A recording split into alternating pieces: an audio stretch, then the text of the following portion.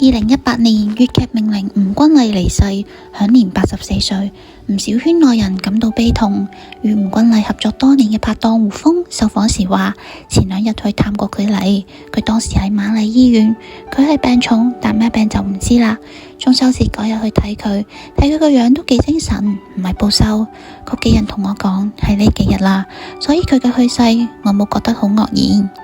吳君麗於香港殯儀館出殯，其好友阮兆輝、胡楓、薛家燕及其家屬親友負責扶靈。另外，南紅及黃孝偉等圈中好友到場作最後送別。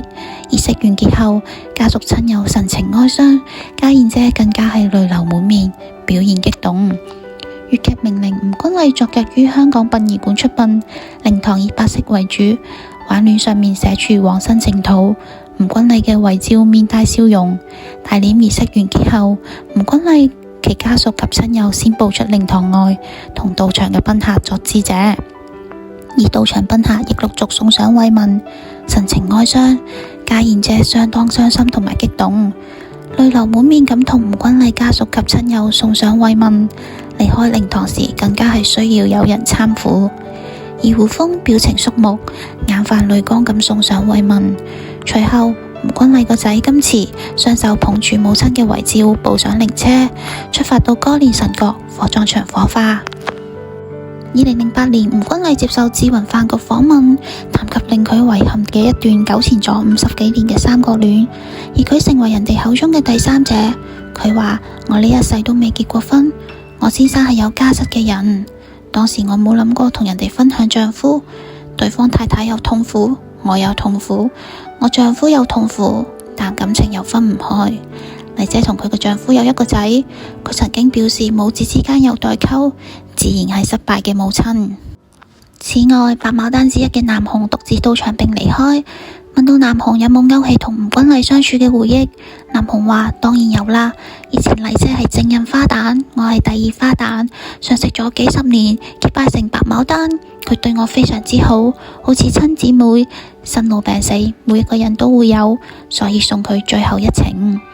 談到深刻嘅回憶，佢話當然係白牡丹，對我非常之好，同我感情好好。最後一次見面係家燕姐嘅喜事。鄧拱璧喺台上談及吳君麗喺黃昏離世嘅消息，佢話麗姐已經與世長辭，我哋喺呢度願祝佢嘅家人節哀順變，希望麗姐喺另一個空間安息。我相信就算冇睇過麗姐喺舞台上嘅演出，大家亦欣賞過佢嘅粵語長片。據知，鄧拱璧係喺一個粵劇晚會上面向在座嘅戲迷公布咗呢個消息。吳君麗係粵語片年代白牡丹之一，早年居於上海，喺戰爭後隨母親到香港定居，曾跟廣東音樂4大天王之一尹自重學習粵曲，後來加入陳飛龍所辦嘅香港粵劇學院，成為陳飛龍嘅入室弟子，有玉喉驗旦之譽。1955年開始，吳君麗加入影壇，首部電影作品同任劍輝及白殊仙合演《玉女香居》，於1955年至1967年共演出超過150部戲曲及電影。拍檔係有胡楓、羅劍郎、新馬師曾及任劍輝，《青青河邊草》一曲更係家傳戶曉。相比起同期嘅明星白牡丹姊妹，一代時裝代表50、60年代玉女掌門人林鳳、吳君麗未必係我哋回望童年歲月嘅偶像，但產量眾多，作品不俗，編織起我哋細個嗰時唔少家庭婦女光影嘅夢。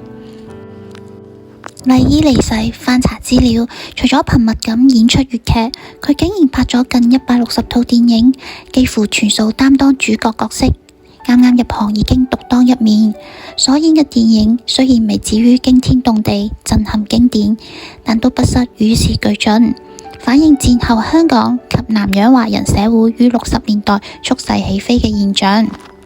吳君麗經典電影《青青河邊草》乃係星馬資金製作，當年關氏兄弟堅城影片公司出品。唔少外景拍自新加坡及吉隆坡，質素不俗，兼可飽覽南洋招風揶揄。數十年後重睇，仍然不乏趣味。演對手戲嘅胡楓、林鳳、李香琴、林嬌按類同風格，拍咗一系列叫好叫座，以香港、台北、新加坡及波活背景嘅電影，內容以戰時及戰後大時代嘅生離死別，雖則鴛鴦蝴蝶情情塔塔，不失清新可喜。資深演員表演出彩，每次重睇都係其樂融融。吳君麗一直飾演小家碧玉、小媳婦、良家婦女、家庭主婦、苦盡甘來之女性，永遠斯斯文文，容貌娟好，唔係嗰啲驚心動魄嘅大美女，人哋睇起身舒舒服服，平實而體貼。佢令你感受到鄰家斯文，好教養依依，語調自成一格，帶少少緩慢嬌嗲，又唔係嗰種作狀嘅嬌滴滴。縱使面對家庭不公平對待、惡人欺凌、欲哭無淚，始終離不開斯文大方嘅格調。唔短嘅銀幕同埋舞台演藝生涯嘅韌力，相信全靠呢一份吳君麗式嘅不屈不撓嘅氣質。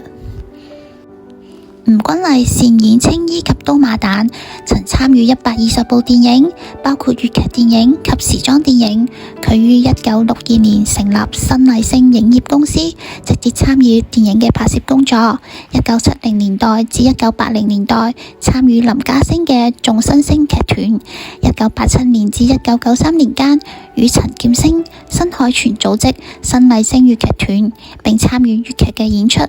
1991年於新加坡舉辦個人演唱會，吳君麗師承會之音，其後甚少演出。2004年，吳君麗將3000項服飾、戲箱、道具以及劇本、宣傳刊物、照片等捐贈予香港文化博物館。吳君麗曾於2008年宣布參演無線電視處境劇《不打自己人》，除咗復出目前令一眾劇迷喜出望外，佢嘅玲瓏浮凸身材亦都成為一時熱話。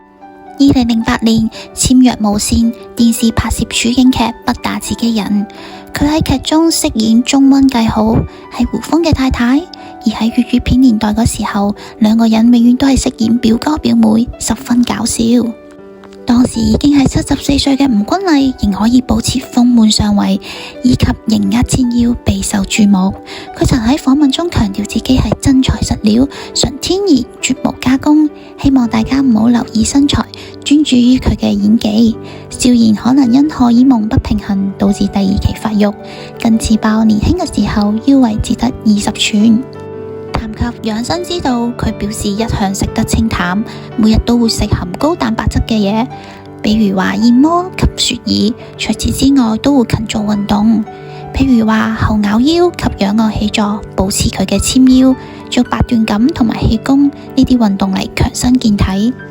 吳君麗最後一次出席公開場合係喺6月份薛家燕隨新抱嘅喜宴上面，當時精神仍然非常之好。記者致電家燕姐，佢難以接受麗姐已經過身嘅事實，感到難過。薛家燕個女石佑珊表示，弟弟結婚嗰晚見到君麗姐姐好健康，狀態好好，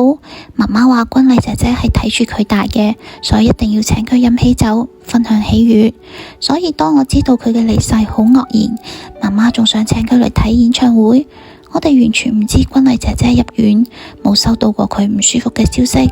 媽媽依家錄緊節目，佢知道一定好傷心。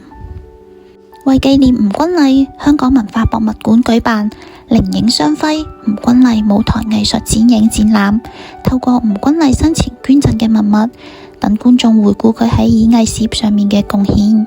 文化博物館內面嘅粵劇文物館正喺度展出吳君麗演出時用過嘅戲服、盔頭，仲有佢演出嘅劇本同埋相等等，展期至2020年嘅2月25號。吳君麗喺唱、做、念、打方面均有不凡嘅造詣。佢曾經參與麗聲、非凡響同埋眾新星級大型戲班嘅演出，